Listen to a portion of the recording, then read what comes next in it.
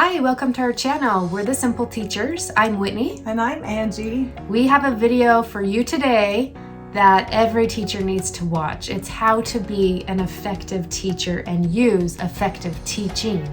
So enjoy it. We'll cover some big areas that you can apply today to help you.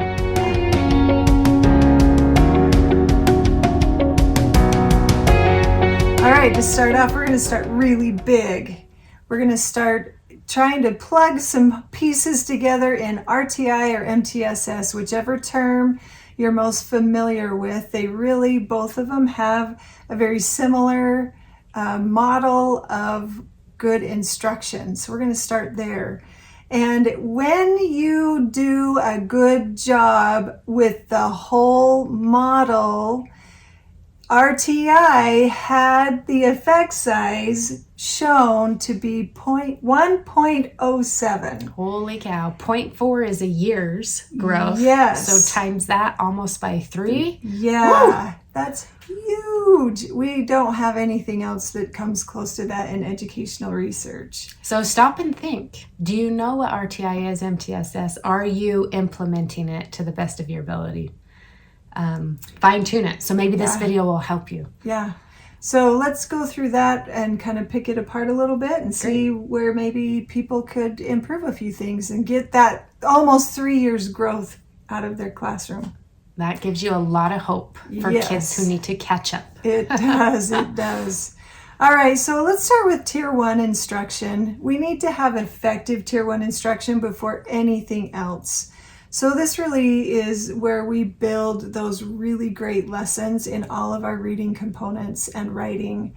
Yeah. And we create them to be very explicit and systematic. We've defined those words on our website.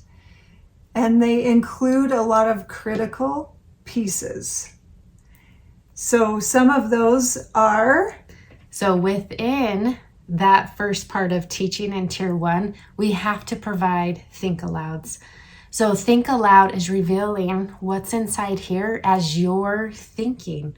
So feels weird at first, but once you get used to doing it or being able to know what to say you're doing, it will come naturally as a teacher.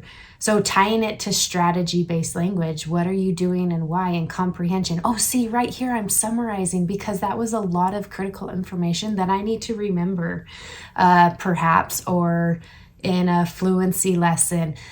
Oh, I used intonation right here because my pitch needed to go higher to blank, whatever the meaning of the story was, right? So when we tie it to the objective of the lesson particularly, but then tie it to a strategy-based thinking, that will help you with your think alouds. Any other tips with think alouds? Yeah, I just want to say something that you have said that I use a lot with my students at the university.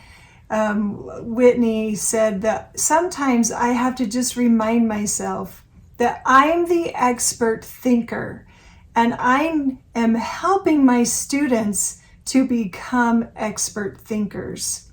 Oh, I like that. I forgot I said that. Yeah, oh, that's good. It is good. It's very good. And so you need to be very clear. Yeah. You are a very clear thinker aloud. Think alouder teacher. Think alouder. Yeah. But probably because the first couple years of my teaching, I would have the language that we built for explicit teaching written out somewhere. So it's like ingrained in myself. And when you pre-plan your lessons, you choose those stop points. And that stop point is the think aloud point when you're modeling. So think aloud becomes your modeling. Yeah. And so you model like crazy. Anything else within the first part of Tier 1? Model, think aloud. Yep, that's your demonstration of your behavior as a reader. Yeah. And how you're going to understand or decode or read with prosody, whatever it is that your lesson is on. Yeah. The next thing that you're going to make sure you do is just provide a lot of that nice gradual release. And watching, are they ready to move on to the next release? Mm-hmm. Can we go to we do? Can we go to you do together? Yeah. Can we go to You Do It Alone using your formative assessments to determine that? You provide lots of feedback and reminders along the way. Yeah. All of those. So that's why the sequence of which you teach things is important, because you can't go from here to here. Yeah. So you've got to model, okay, a little bit more or something new or something a little bit harder. Yeah. Model it, guided, release it to the practice so that they can get good at it. Okay, now we're ready to add something else, right? Mm-hmm. So that's a great Yeah. example of that, because you have to get to independent because they need to practice. They do, absolutely. Application is our goal. Mm-hmm. We want them successfully Yeah, applying. absolutely.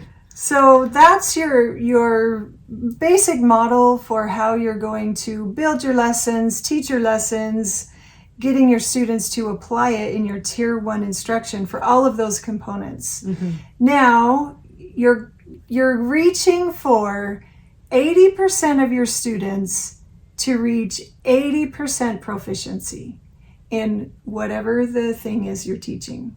Yeah. So That's a the lofty doing, goal. you assess that, right? Yes, you assess that. It's a high goal. It can be done. If you have a nice gradual release and you're very, very clear and explicit at the very beginning, you can, at the end of that lesson or week or whatever chunk of time you need for them to be proficient, expect 80% of your students to be at 80% proficiency. Yeah. I like that, because not necessarily on day one, Right. right? Sometimes things take more than one day to learn. Yeah. So then once you've reached that end point where you're assessing, you might be using the independent work that they did to assess. Yeah. Then you're going to have that other about 20% of the students that didn't quite make 80% proficiency. So now what do I do? Well, You reteach it. And that's critical, connecting the Tier 1 instruction to Tier 2 reteaching. That's what Tier 2 is. Reteaching what you've already taught in Tier 1. It's nothing new. No filling holes. No. You may change the text, Yeah. but they're still doing the same thinking. You may change, well, the group size obviously will change. That's an intervention. You may change the amount of time that you give them. You may change how you say it, or the feedback, or you may make some changes, but the thinking that they're doing is still the same thinking that you taught in Tier 1. Yeah. So it's completely linked to what you've been doing. Very good. And from there, Yeah. there still might be kids who don't get it, or have other holes that perhaps aren't addressed in your Tier 1. Yes. And so we have to talk about assessment for a minute. Yeah. We have lots more to say on this topic, so see our Part 2 video on effective teaching. Thanks for watching. Follow us on Instagram and Facebook. Subscribe to our channel here on YouTube. Simply Teach.